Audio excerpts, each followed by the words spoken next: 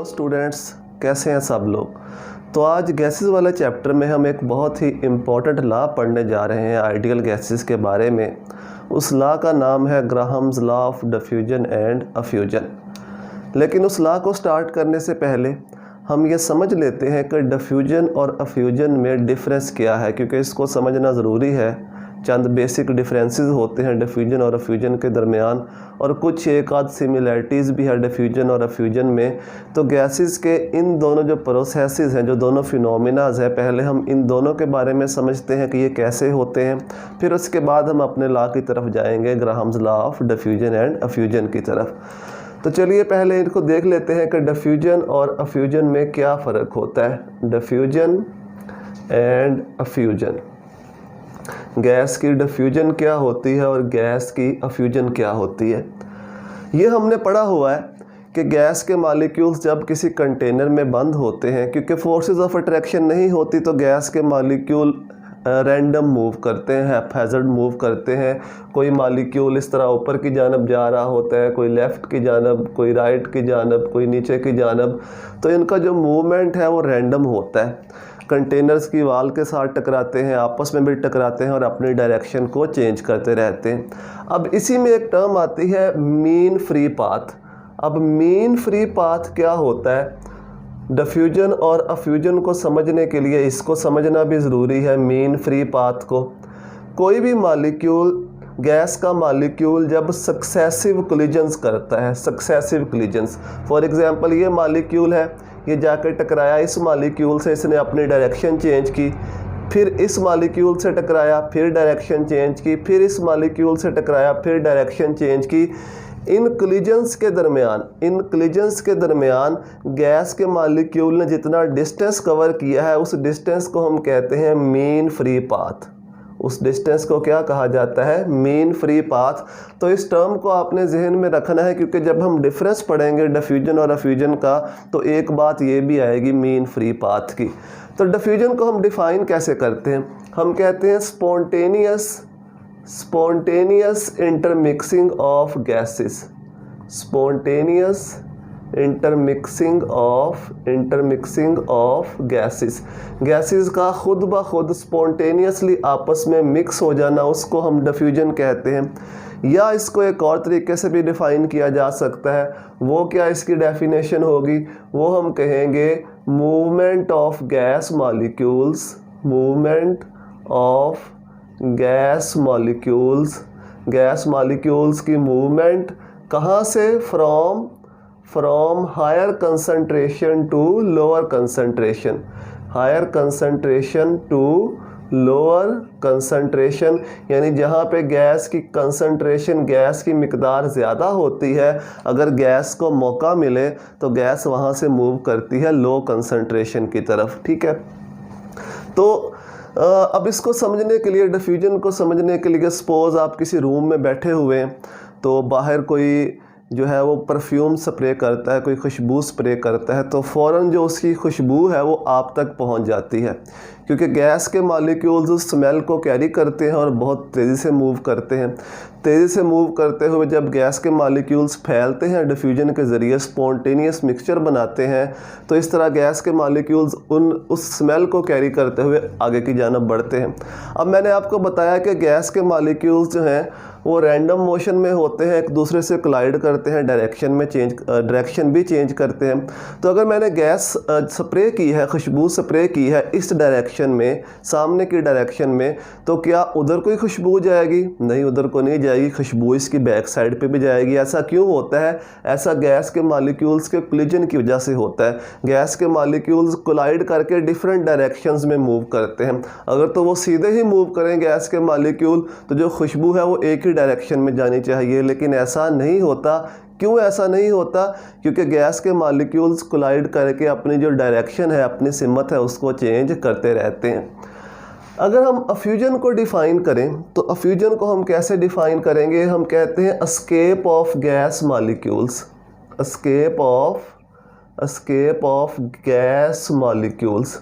Gas molecules का escape होना किसके through? Through a pin hole, through a pin hole, यानी एक बहुत ही छोटे से सुराख से गैस के मॉलिक्यूल का एस्केप होना, इसको हम अफ्यूजन कहते हैं।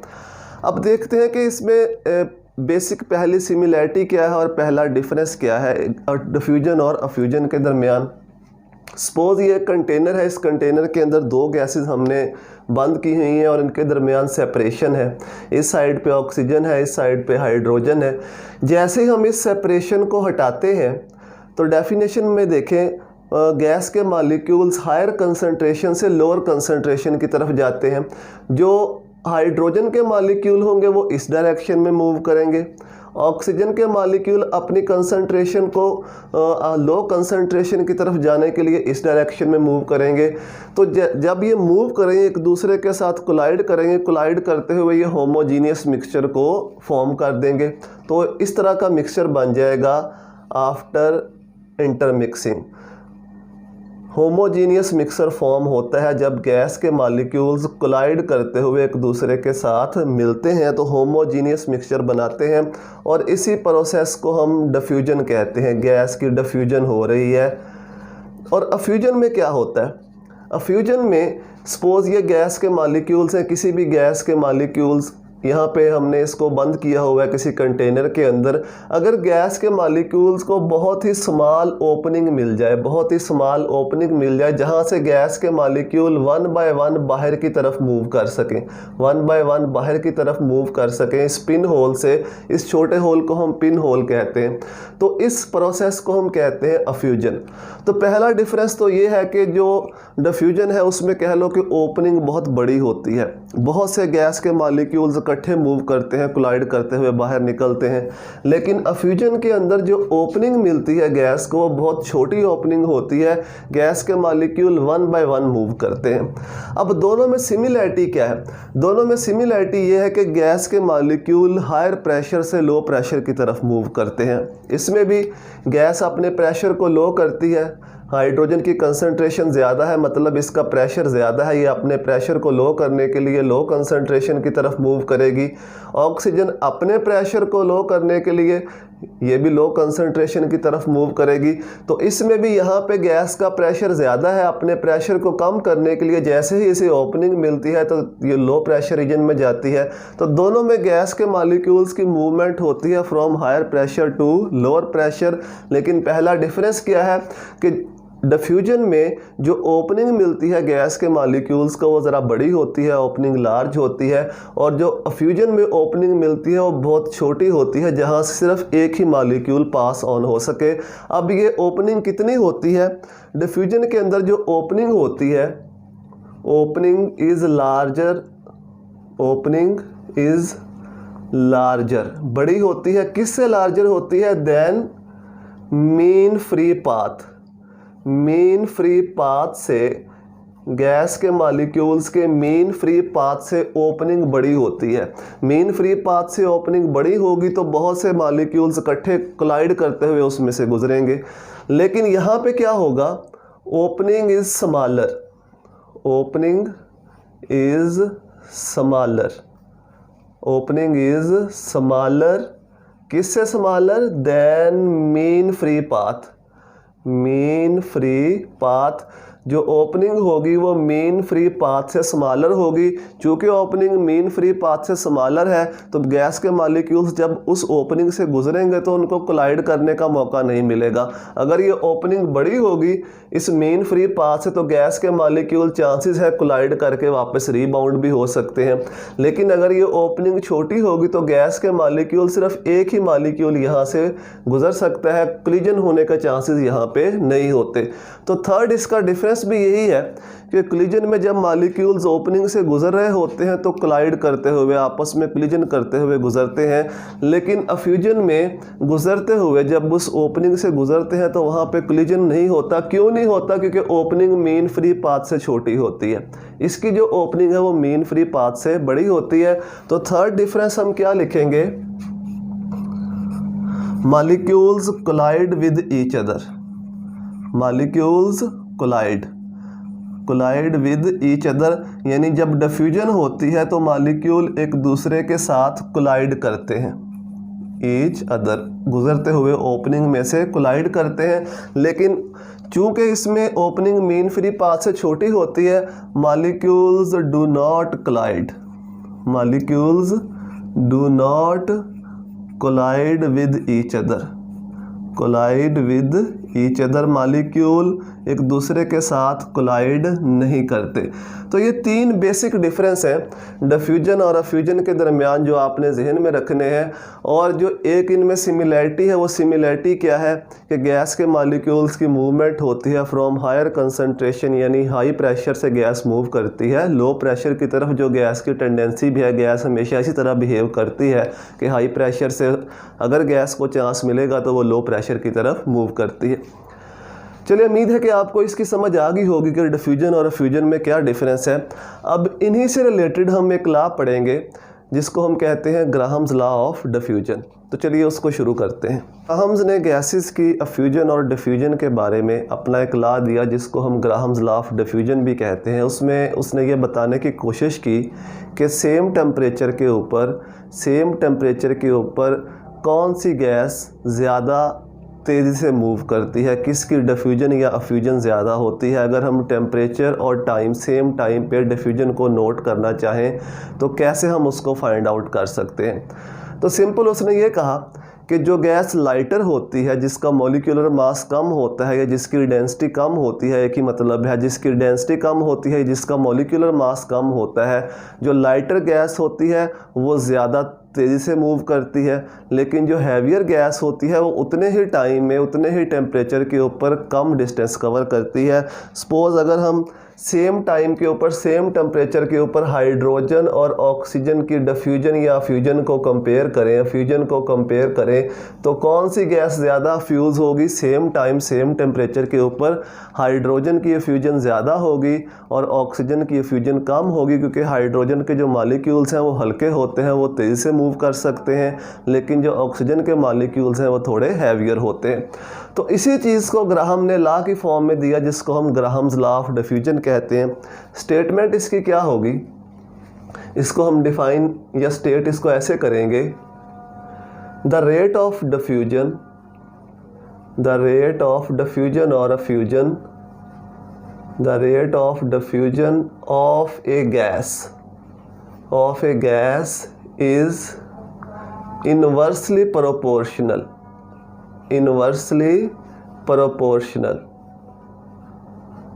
यानी गैस का जो डिफ्यूजन का रेट है वो इनवर्सली प्रोपोर्शनल होता है किसके? To the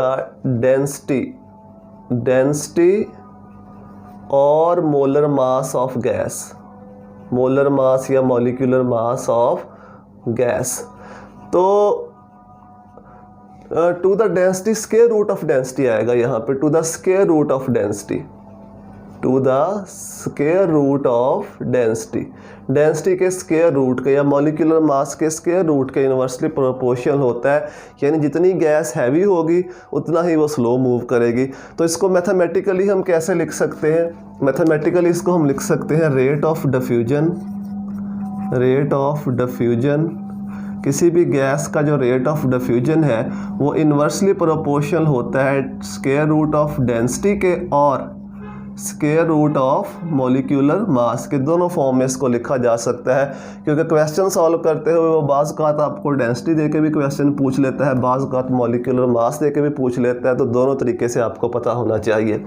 rate of diffusion को हम आर से रिप्रेजेंट करते हैं, R is inversely proportional to square root of density, और यहाँ से अगर हम प्रोपोर्शनैलिटी हटाएं तो कांस्टेंट आएगा जिसको बोल्ट्जमैन कांस्टेंट कहते हैं, के। आर इज़ इक्वल टू के इंटू 1/d स्क्वायर रूट। अब इस डेंसिटी को उठा के इस साइड पे ले आओ, इधर ये डिवाइड है, इधर आके मल्टीप्लाई हो जाएगी, तो आर इंटू डेंसिटी का square root is equal to K. ये एक फॉर्म बन गई ग्राहम्स लॉ की।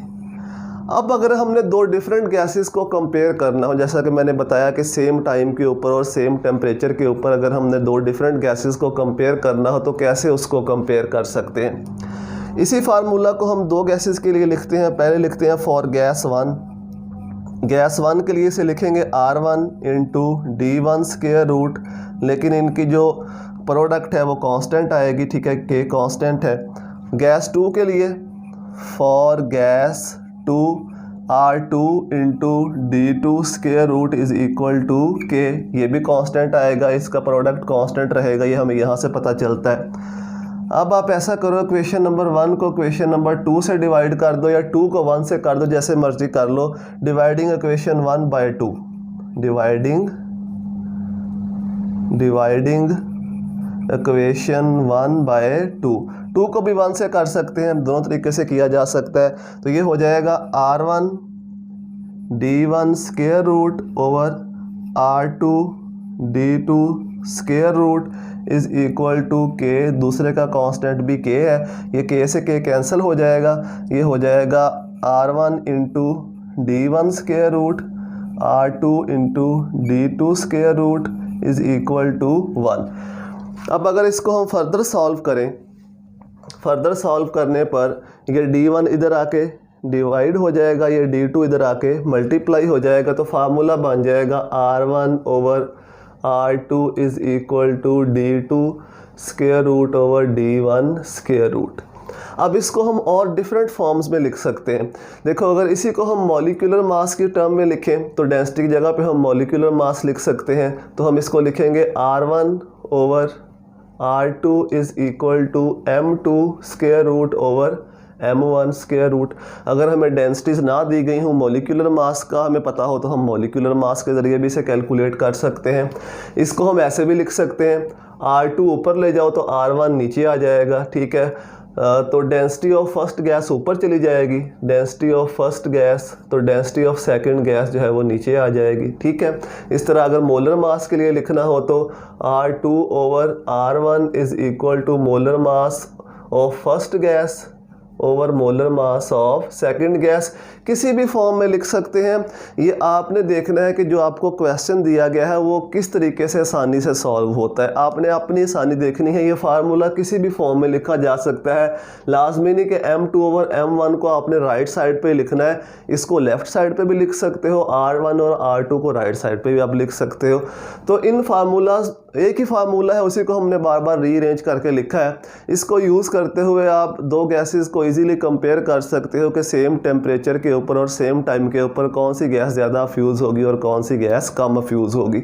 या एक तरीके से वो आपसे और भी पूछ सकता है, अगर उसने आपको मोल्स दे रखे हों, रेट ऑफ डिफ्यूजन पूछे, तो कैसे हम निकालेंगे rate of diffusion. Moles diffused मतलब दो गैस के उसने मोल्स दे रखे हैं कि इतने टाइम में इतने मोल डिफ्यूज्ड होते हैं।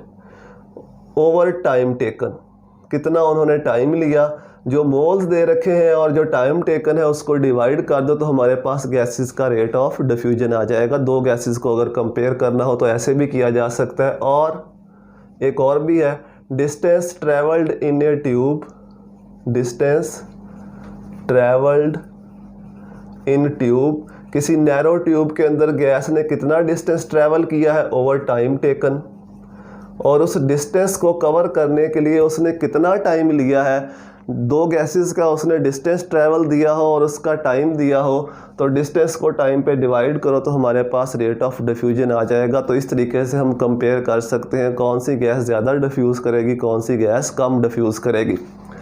अभी जो हमने ग्राहम्स लॉ की फ़ाइनल फॉर्म पढ़ी, इसको हम प्रूफ करते हैं एक्सपेरिमेंट की मदद से कि वाकई ही ये दोनों साइड्स जो हैं ये इक्वल होती हैं। R1 over R2 is equal to D2 square root over D1 square root. तो इसको कोई भी दो गैसेस लेके आप इसको इजीली कंपेयर कर सकते हो। हम यहाँ पे जो दो गैसेस यूज़ करेंगे HCl और अमोनिया। एक साइड से हम HCl का सलूशन, ठीक है, दूसरी साइड से अमोनिया का सलूशन ट्यूब के अंदर, और देखेंगे कि उस ट्यूब के अंदर कौन सी गैस ज़्यादा डिस्टेंस कवर करती है। जो डिस्टेंस कवर होगा उसी को हम रेट ऑफ डिफ्यूजन कहते हैं, जो डिस्टेंस ट्रैवल होता है, जो डिस्टेंस कवर्ड होता है उसी को रेट ऑफ डिफ्यूजन कहते हैं। और वहाँ से फिर हम इसको प्रूफ करेंगे कि वाकई ही ये दोनों साइड्स जो हैं ये इक्वल होती हैं। अगर ये दोनों साइड्स इक्वल हैं तो इसका मतलब ग्राहम लॉ जो है वो मैथमेटिकली प्रूव्ड है।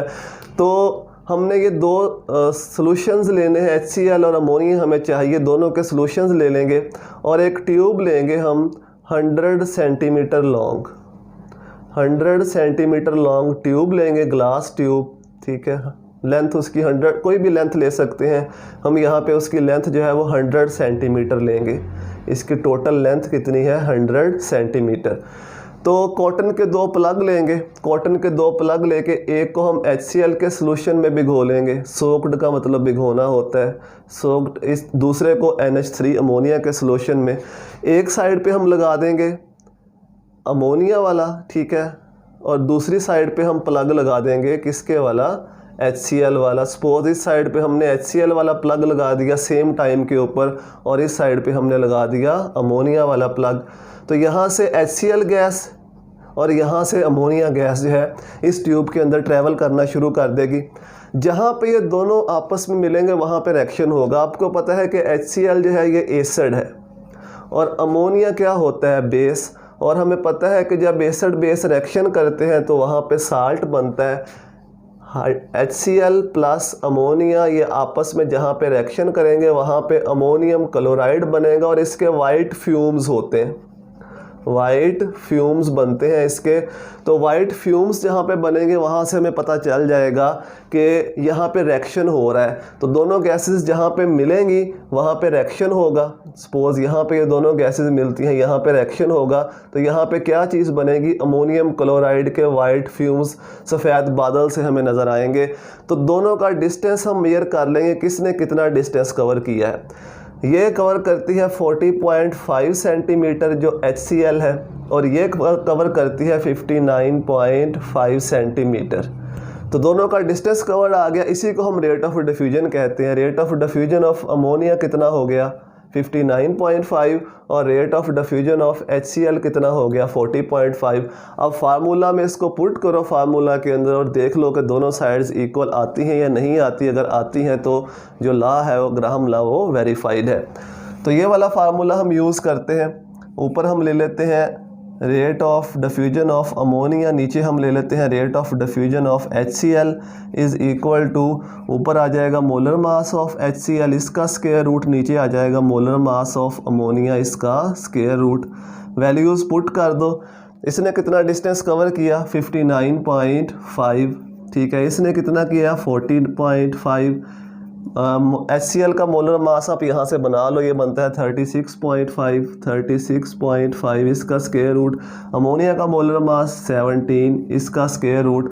तो दोनों साइड्स को सॉल्व करके आंसर निकाल लो। अगर दोनों साइड्स का आंसर इक्वल आता है तो इसका मतलब है कि जो ये ग्राहम्स लॉ है ये वेरीफाइड है। इसको कोई सी भी 2 गैसेस लेके हम इजीली इस तरह से इसको वेरीफाई कर सकते हैं। तो यही कुछ इंपॉर्टेंट बातें थी ग्राहम्स लॉ के बारे में। कुछ इंपॉर्टेंट फार्मूलाज मैंने आपको बताए, उनको जहन में रखना है। टेम्परेचर और सेम टेम्परेचर और सेम टाइम के ऊपर अगर हमने कंपेयर करना हो गैसेस को तो हम कैसे कंपेयर कर सकते हैं। अब इसी से रिलेटेड कुछ न्यूमेरिकल्स हैं जो कि इससे नेक्स्ट वीडियो में इंशाल्लाह हम सॉल्व करेंगे। अगर आपको ये वीडियो हेल्पफुल लगती है तो दोस्तों को बताएं ताकि वो भी यहाँ से हेल्प ले सकें। दुआओं में याद रखिएगा। अल्लाह हाफिज़।